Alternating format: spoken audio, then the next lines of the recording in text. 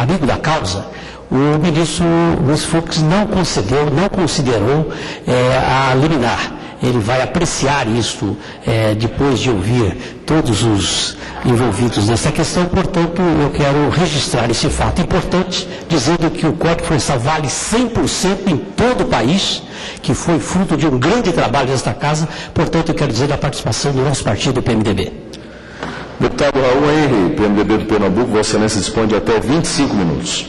Senhor presidente, senhoras deputadas e senhores deputados, o Brasil nunca mais será o mesmo depois dos acontecimentos do último mês de junho. O exercício da cidadania foi colocado num novo patamar e esse é um caminho sem volta. E cabe a nós, que aqui representamos o povo brasileiro, fazer uma reflexão. Que atitude tomar diante desses fatos que mudaram irreversivelmente a história do país?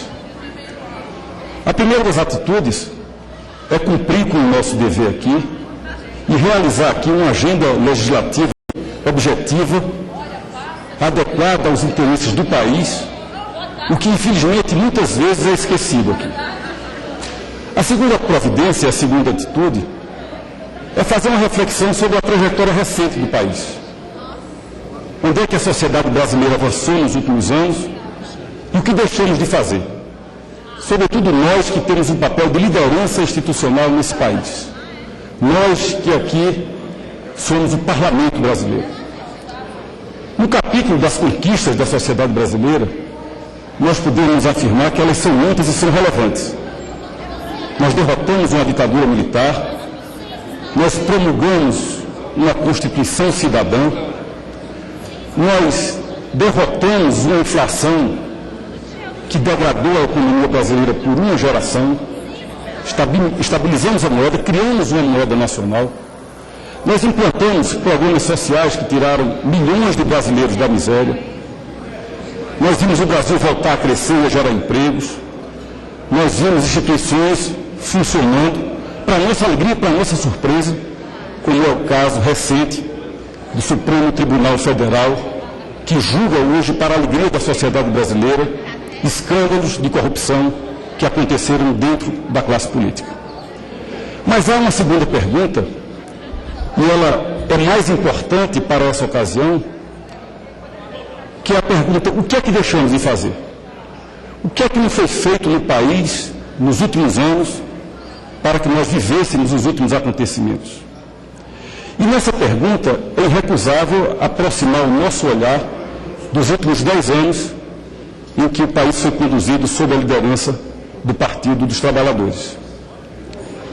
Se nós fizermos um exame mais atento, nós vamos ver que o Brasil não investiu naqueles 3 pilares basilares que dão sustentação a qualquer processo de desenvolvimento sustentado.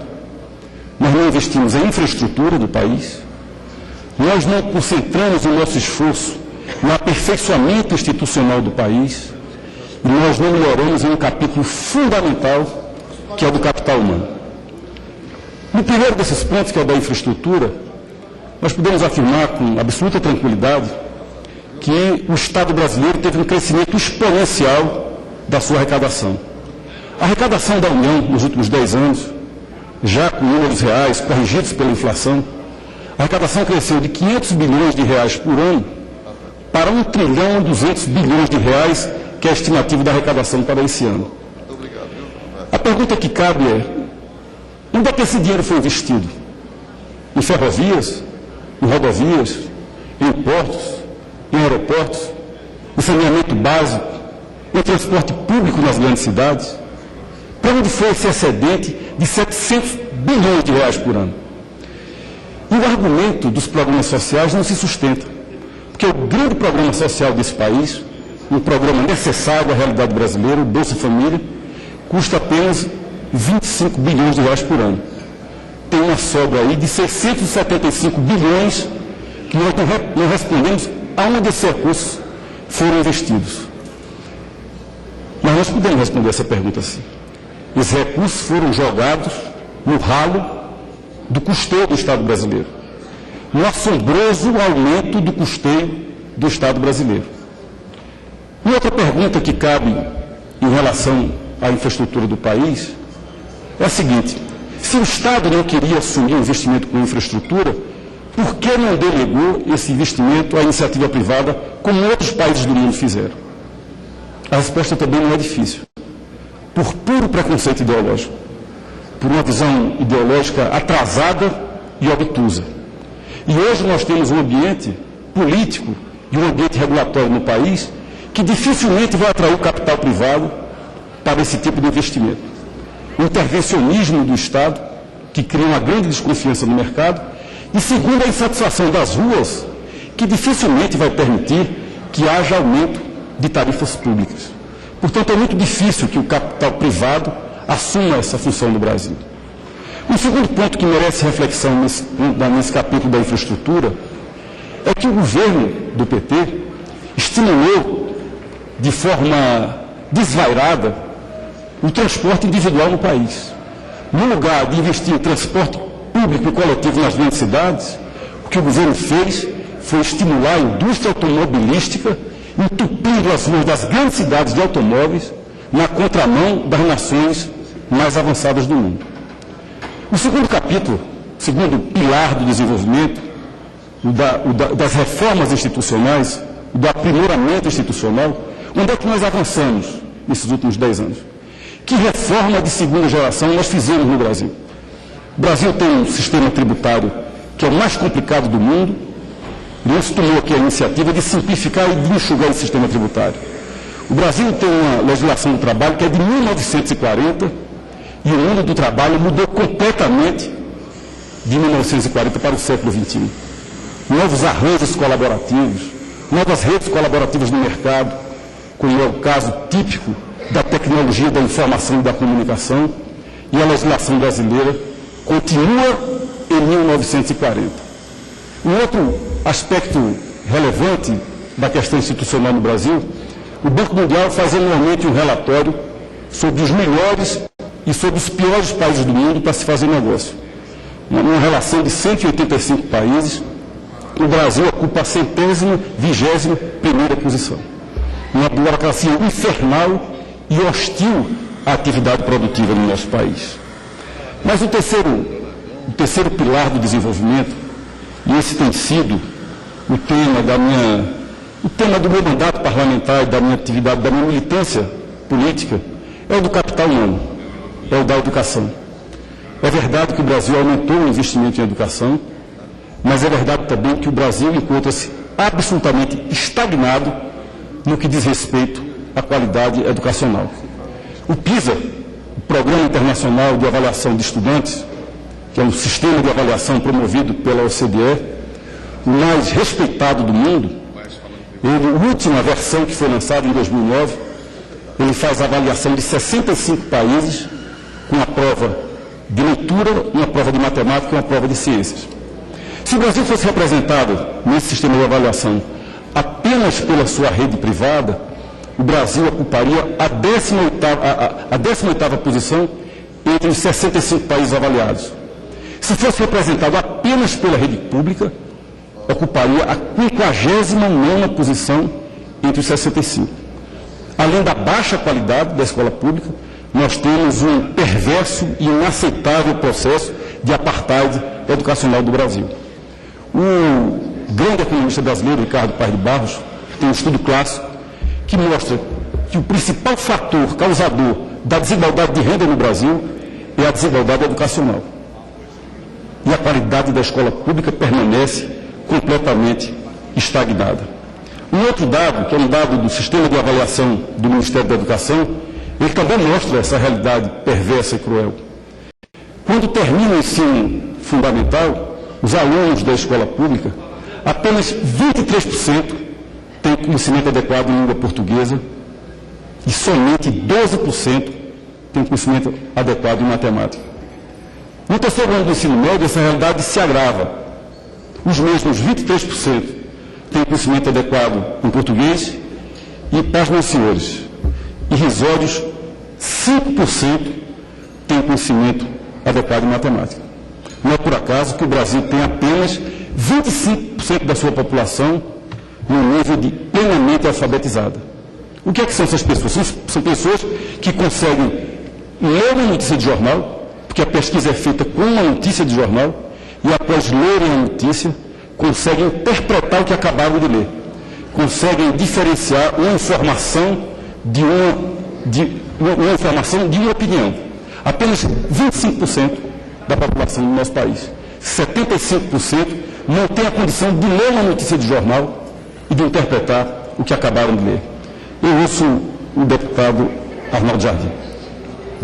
Caro deputado Raul Henri, eu quero dizer meu privilégio de poder ouvir Vossa Excelência. Tenho tido oportunidade de conversarmos tematicamente, sei que Vossa Excelência, quando foi secretário da Educação do Estado de Pernambuco, fez lá uma gestão que é referência, paradigma para todo o Estado, uma referência para o país.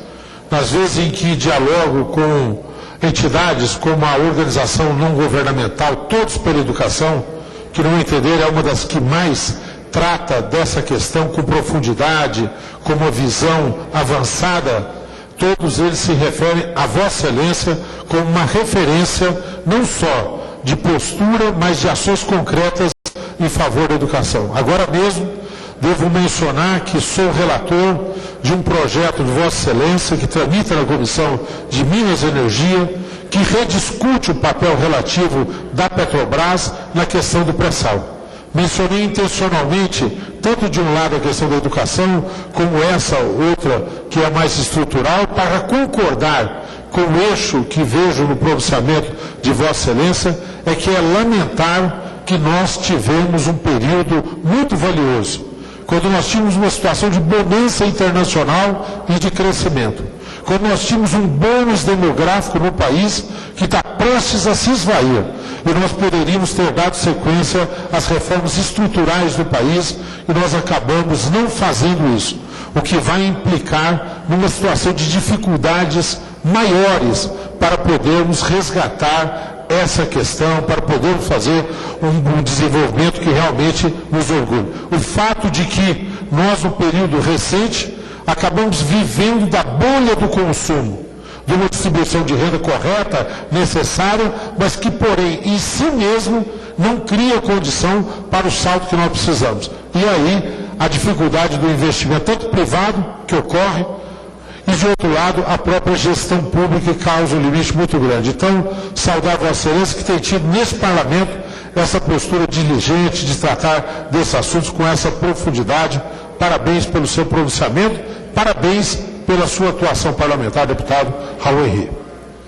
Eu quero agradecer a parte do ilustre deputado Arnaldo Jardim, uma das referências dessa casa, deputado de São Paulo, e dizer para ele mais um dado sobre a educação aqui, ele que é um homem que tem sua atuação muito ligada à economia do país, um dado em relação à qualidade da mão de obra no Brasil, reflexo imediato da educação. A produtividade de um trabalhador brasileiro hoje corresponde a apenas 18% da produtividade de um trabalhador americano, que é referência internacional. E tem caído ano a ano, o que é mais grave. Enquanto a média internacional hoje é de 26% da produtividade de um trabalhador americano, crescendo ano a ano. A consequência da educação é que nós estamos na contramão do resto do mundo no que diz respeito à qualificação da mão de obra. Mas eu reservei aqui também, deputado Arnaldo Jardim, uma pequena parte desse texto para fazer uma reflexão sobre a economia do país. Quando o presidente Lula assumiu o seu primeiro mandato, em janeiro de 2003, ele encontrou um país com a moeda estabilizada, a dívida pública contabilizada, o sistema financeiro saneado e uma lei de responsabilidade fiscal em vigor.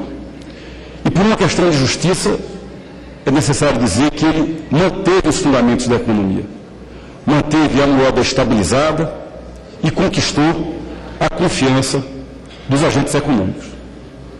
Mas foi também nesse período, e é preciso que se diga, que o mundo começou a crescer a taxas que nunca cresceram antes na história registrada da economia. O período de 2002 a 2008 foi o período em que o mundo mais cresceu na história registrada da economia, mais do que no pós-guerra de 1945. O Brasil, com os fundamentos em ordem, e puxado pelo crescimento da economia mundial, o Brasil navegou em céu de brigadeiro. Em 2008, para a surpresa de muitos, inclusive de muitos analistas, instalou-se a grande crise internacional nos Estados Unidos.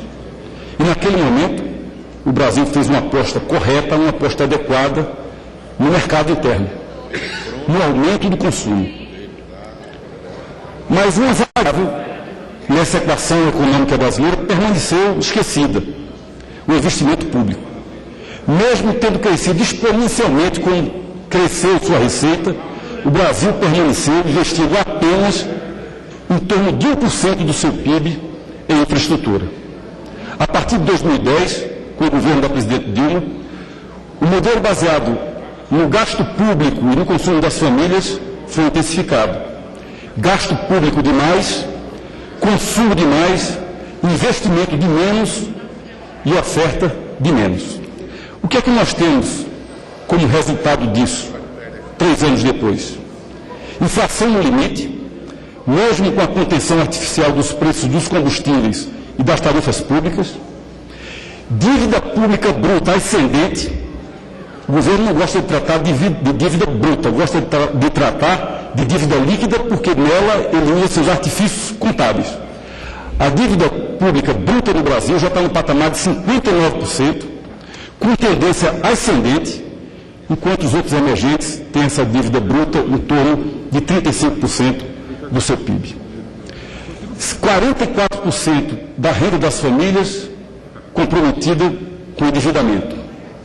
Déficit em conta corrente, das transações correntes internacionais, caminhando para 80 bilhões de dólares por ano, que representa quase 4% do PIB e mais de 20% das nossas reservas internacionais.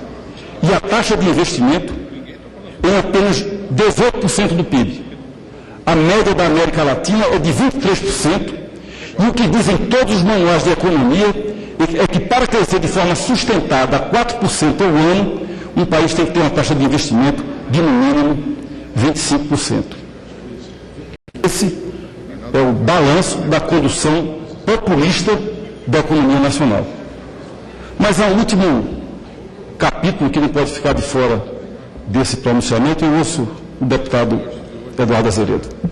Deputado Raul Henri, eu estava aqui a caminho da Comissão de Mineração, mas me quedei aqui no plenário ao ver realmente o seu discurso, com a parte importante que traz de conteúdo de alerta, porque uma das funções principais que nós temos aqui no Congresso, além evidentemente da função de criar leis e alterar leis, é essa de se antecipar os fatos, de se preocupar com o que está sendo conduzido de maneira não adequada, para que lá na frente os problemas não surjam. Quando Vossa Excelência coloca a questão da educação, que é um problema fundamental, que melhorou do ponto de vista da oferta, manda da qualidade, eu queria acrescentar um outro ponto, que é o problema da confusão, da falta de liderança, da anarquia, da violência que começa a imperar no Brasil, inclusive nas escolas. As professoras hoje são inibidas, às vezes, de dar a sua aula, e falo no feminino, porque a maior parte é de professoras. Por quê? Porque os alunos não respeitam na sala de aula. E isso acontece por quê? Porque no Brasil como um todo está se perdendo a noção do respeito, a noção de que você tem que ter regras para viver em comunidade. O Brasil vive nesse momento esse tipo de situação. Quer dizer, nós tivemos manifestações legítimas no primeiro momento. Hoje não. Hoje nós vemos questões que estão de grupos organizados, que se valem da tibieza, digamos assim, das polícias, que deviam agir de maneira melhor, mais firme. Então eu quero dizer que realmente vejo que Vossa Excelência está no caminho correto no seu pronunciamento, alertando com essas questões financeiras, alertando com a questão da educação, que o Brasil precisa de ter uma nova visão, uma visão, eu diria, renovada, para poder garantir o futuro que seja realmente adequado e do que é o nosso sonho. Muito obrigado. Eu agradeço ao deputado Eduardo Azeredo e devo informar ele. O Brasil criou uma legislação adequada, correta, que obriga a oferta da vaga, mas não há nenhuma regulação no Brasil que crie imposições pela qualidade da escola pública. Eu tenho o privilégio de ser relator de uma comissão especial de uma lei de responsabilidade educacional e espero que ela seja objeto de um grande debate nacional nesse segundo semestre. Já fomos convidados a São Paulo, ao Todos pela Educação da Fundação Getúlio Vargas, já temos o convite do Conselho Nacional da OAB para apresentar as ideias iniciais, já tivemos como conselho em João Pessoa, o Conselho dos Secretários Estaduais de Educação, e eu acho que com esse ambiente que tem na sociedade brasileira hoje, é inevitável que essa lei seja objeto de um grande debate nesse segundo semestre. Mas eu também quero estar o deputado Márcio França. Deputado Raul, apenas para saudar a manifestação de Vossa Excelência, mais uma vez, é importante notar o empréstimo positivo que o Estado de Pernambuco faz para todo o país quando empresta figura como Vossa Excelência para ocupar uma vaga nesse parlamento.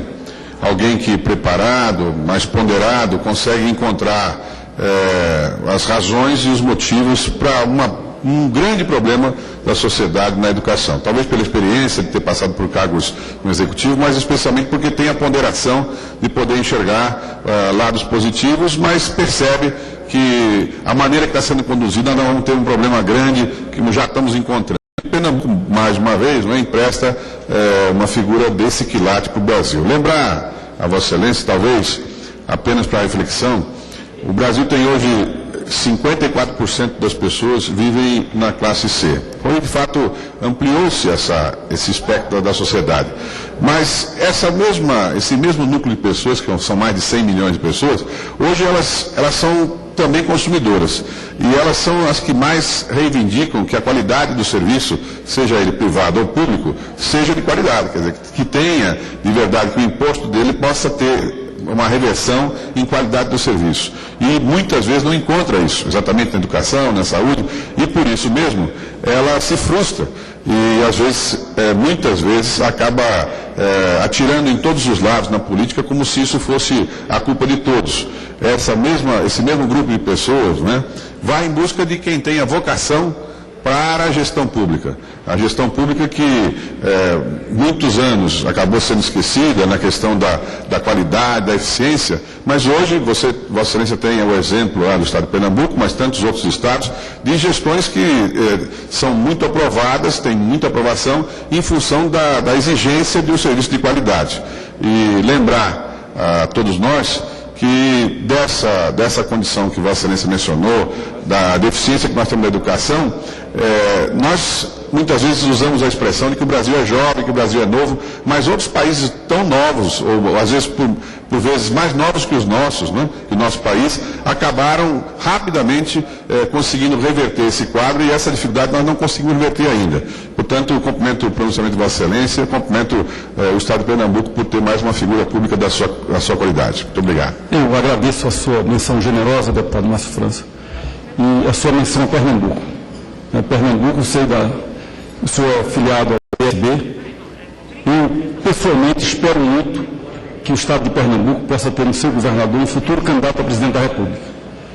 E se esse fato vier a acontecer, irei defender dentro do meu partido o apoio à candidatura do governador Eduardo Campos.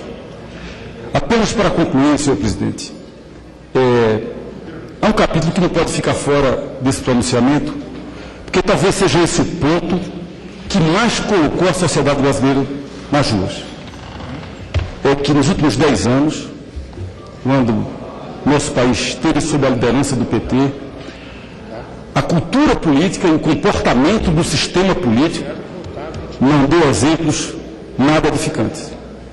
Aparelhamento do Estado brasileiro, loteamento de ministérios, cooptação de partidos e de instituições da sociedade civil, e talvez tenha sido esse o principal fator que levou esse sentimento de indignação generalizada às ruas do país.